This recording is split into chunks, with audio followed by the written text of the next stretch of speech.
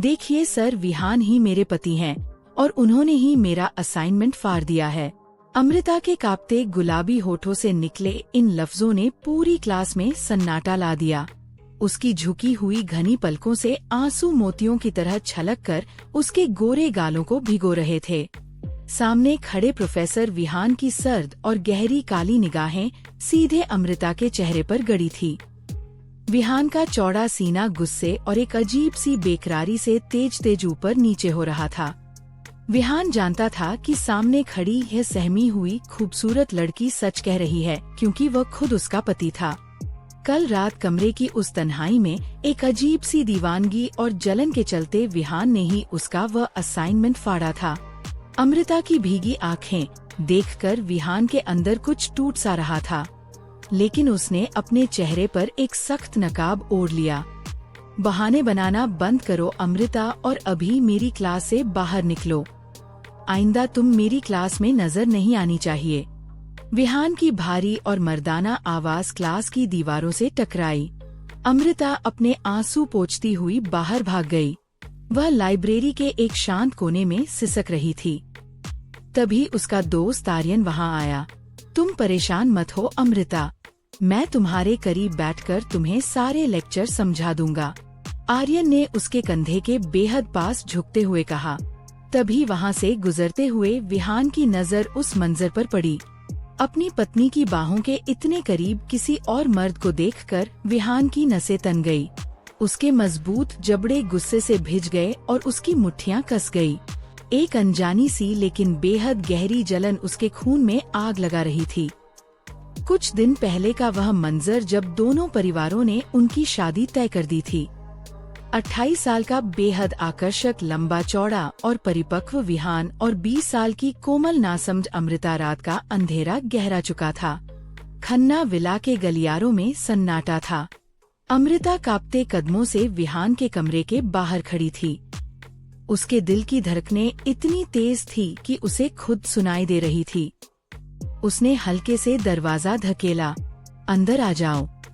विहान की उस गहरी और ठंडी आवाज ने अमृता के बदन में एक सहन सी पैदा कर दी। मुझे आपसे कुछ बात करनी थी, अमृता ने घबराते हुए कहा। कमरे में सिर्फ एक हल्की नीली रोशनी थी। विहान अपनी जगह से उठा और धीरे धीरे चलकर उसके करीब आ गया। विहान की मर्दाना परफ्यूम की तेज और नशीली खुशबू अमृता की सांसों में घुलने लगी।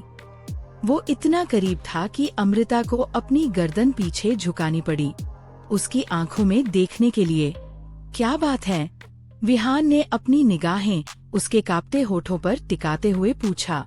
प्लीज विहान जी, आप इस शादी से मना कर दीजिए। मैं किसी और को चाहती हूँ। विहान के चेहरे के भाव अचानक बदल गए। उसकी आंखों में तैरती हुई कशिश एक झटके में जलते हुए अंगारों में तब्दील हो गई। उसने एक कदम और आगे बढ़ाया। अमृता घबराकर पीछे हटी और उसकी पीठ ठंडी दीवार से टकरा गई।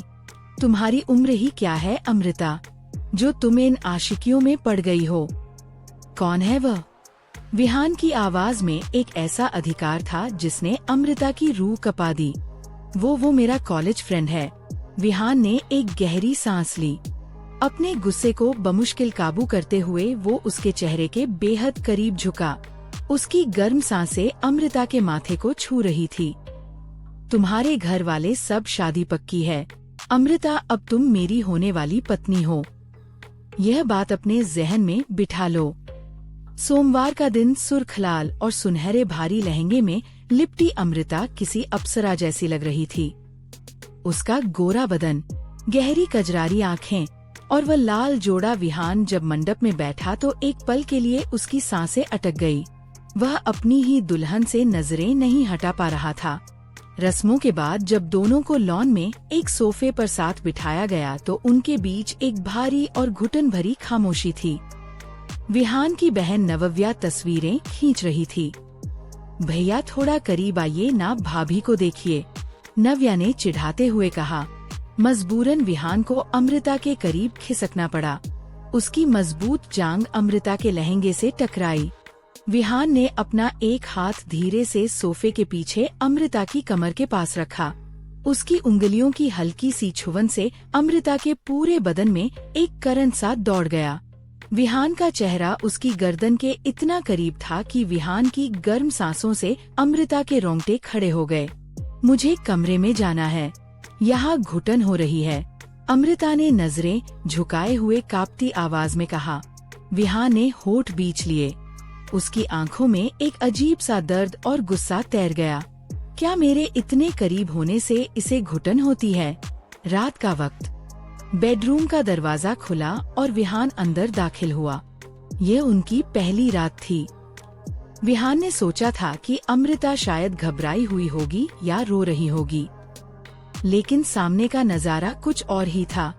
अमृता अपना भारी जोड़ा और गहने उतारकर एक बेहद सिंपल लेकिन आकर्षक स्लीवलेस सूट में बेड पर बैठी थी। उसके गीले बाल उसकी गोरी पीठ पर बिखरे हुए थे और वह एक फाइल में कुछ लिख रही थी। विहान ने दरवाजा बंद किया और उसकी कुंडी लगा दी। कमरे की वह खामोशी अब भारी होने लगी थी। विहान धीरे धीरे चलकर उसके सामने आ खड़ा हुआ। क्या कर रही हो? उसने अपनी संजीदा आवाज में पूछा। आपने जो असाइनमेंट दिया था वही बना रही हूँ, अमृता ने बिना उसकी तरफ देखे रुखाई से कहा। विहान उसके बिल्कुल बगल में बेड पर बैठ गया। गद्दे के दबने से अमृता थोड़ा उसकी तरफ खिसक गई। विहान ने वह फाइल अपने हाथ में ले ली।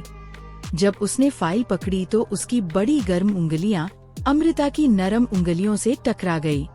दोनों के बीच एक अनकही सी बिजली कौंध गई, लेकिन अमृता ने झटके से अपना हाथ पीछे खींच लिया।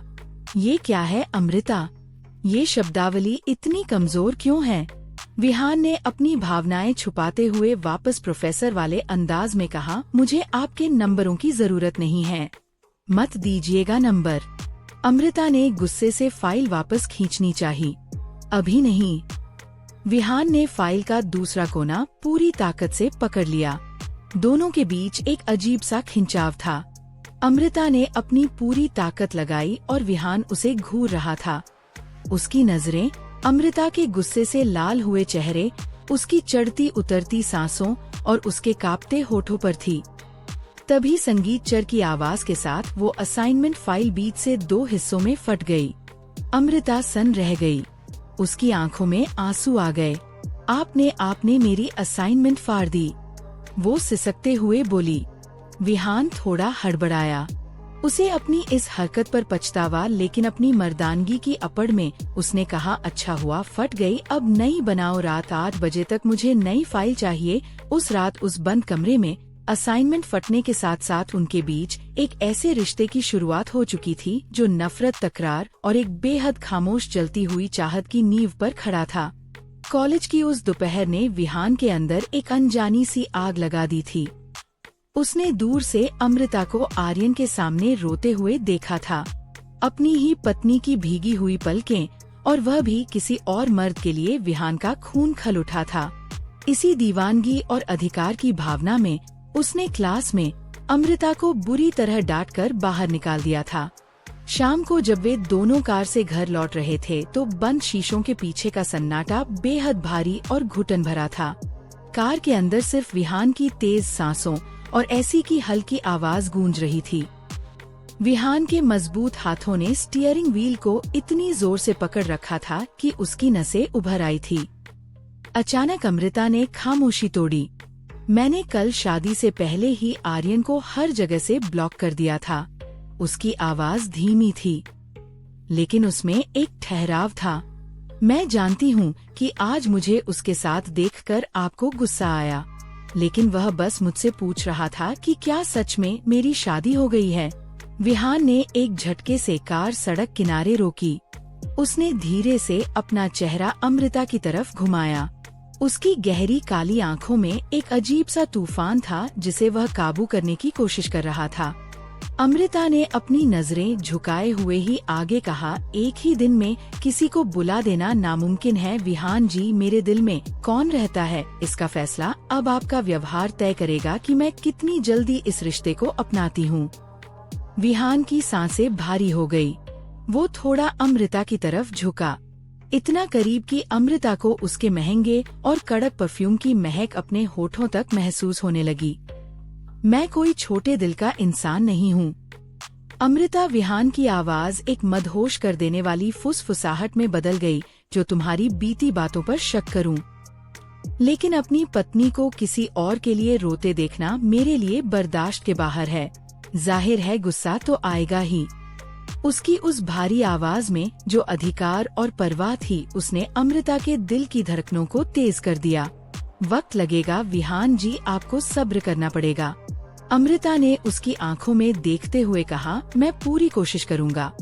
विहान की नजरें उसके कांपते गुलाबी होठों से होती हुई उसकी आंखों तक गई और एक अनहा इकरार दोनों के बीच हो गया।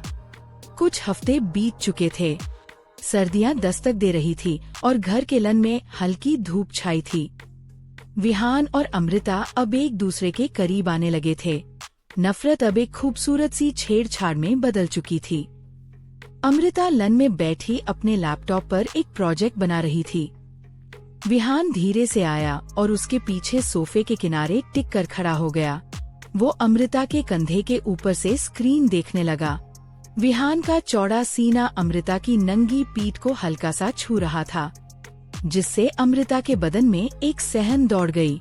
अमृता, मैं कह रहा हूँ ना कि यह ठीक नहीं है।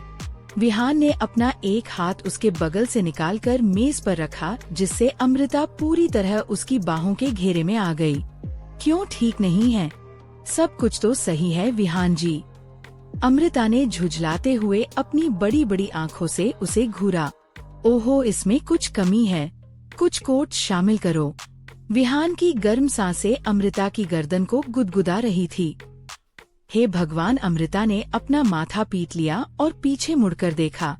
उन दोनों के चेहरे अब एक दूसरे के बेहद करीब थे। एक बात बताइए, आप मुझसे कोई पुरानी दुश्मनी निकाल रहे हैं क्या? विहान मुस्कुरा दिया। उसकी मुस्कान किसी को भी घायल करने के लिए काफी थी। तुमसे कैसी दुश्मनी? बस प्रोफेसर विहान की पत्नी हो तो थोड़ी पढ़ी लिखी और सीरियस दिखनी चाहिए ना। तभी वहाँ अन्नपूर्णा जी और सुमित्रा जी आ गई। दोनों को इतने करीब देखकर वे मन ही मन मुस्कुराई। क्या बातें हो रही हैं? माँ ने पूछा। माँ, आपके इस पराकू बेटे ने मेरी नाप में दम कर रखा है, अमृता ने प्यार से शिकायत की। विहान ने अपनी माँ की तरफ देखकर शरारत से कहा, माँ, मैं अपनी पत्नी को बाहर ले जा रहा हूँ। इसने आज बहुत दिमाग खर्च किया है। सुमित्रा जी ने चुटकी लेते हुए कहा, दिमाग खर्च करने के लिए दिमाग होना भी तो चाहिए। विहान ने अमृता की तरफ आंख मारते हुए कहा, कह तो आप ठीक रही हैं माँ, लेकिन फिर भी बाहर ले जाना तो बनता है। अमृता पैर पटकते हुए मुंह फुलाकर अपने कमरे में चली गई और बेड पर बैठ गई। कुछ ही पलों बाद कमरे का दरवाजा खुला। विहान अंदर आया और उसने धीरे से दरवाजा बंद कर दिया। कमरे की खामोशी में एक अजीब सी मादकता घुलने लगी थी। शादी के बाद भी वो उसकी प्राइवेसी का पूरा सम्मान करता था, लेकिन आज की बात कुछ और थी। चलो मैडम, विहान ने अपनी मुस्कुराहट दबाते हुए उसके बेहद करीब बेड पर बैठते हुए कहा। गद्दे पर उसके वजन से अमृता उसकी तरफ थोड़ा और खिसक गई। मुझे आपसे कोई बात नहीं करनी, जाइए अपनी किताबों के पास, अमृता ने आंखें चुराते हुए कहा। विहान ने अपना हाथ आगे बढ़ाया और अमृता के चेहरे पर आई बालों की एक लट को बड़े प्यार से उसके कानों के पीछे कर दिया। उसकी उंगलियों के स्पर्श ने अमृता की सांसों को बेकाबू कर दिया। पत्नी के इतने करीब होते हुए किताबों के पास जाने की क्या जरूरत है? विहान की आवाज में एक गहरा नशा था। हम बस मजाक कर रहे थे अमृता, मैं जानता हूँ तुम बहुत होशियार हो। चलो अब तैयार हो जाओ, मैं तुम्हें ढेर सारी शॉपिंग कराऊंगा। अमृता ने अपनी पलकें उठाई और एक नखरीली मुस्कान के साथ कहा, ठीक है, लेकिन सुनिए, अगर आइंदा कभी आपने माँ के साथ मिलकर मुझे तंग किया ना, तो मैं आपका पूरा बैंक बैलेंस खाली कर दूंगी। विहान हल्का सा हंसा। उसने अमृता के हाथों को अपने मजबूत हाथों में कैद कर लिया और उसकी आंखों में संगीत गहराई से देखते हुए बोला, ठीक है, जितना बैंक बैलेंस खाली करना है कर लेना, सब तुम्हारा ही तो है। चलो अब जल्दी से, वरना दुकानें बंद हो जाएंगी। और तब भी मेरी ही गलती होगी। बिल्कुल आपकी ही गलती होगी। अमृता उठते हुए खिलखिलाकर हंस पड़ी। विहान उस हंसती हुई खूबसूरत लड़की को बस देखता ही रह गया। आर्यन की यादें अब अतीत का एक धुंधला पन्ना बन चुकी थी। अब वहां सिर्फ विहान था और उसकी वह नादान सी पत्नी। दूरियां मिट चुकी थी और उस बंद कमरे में एक नई रुमानी और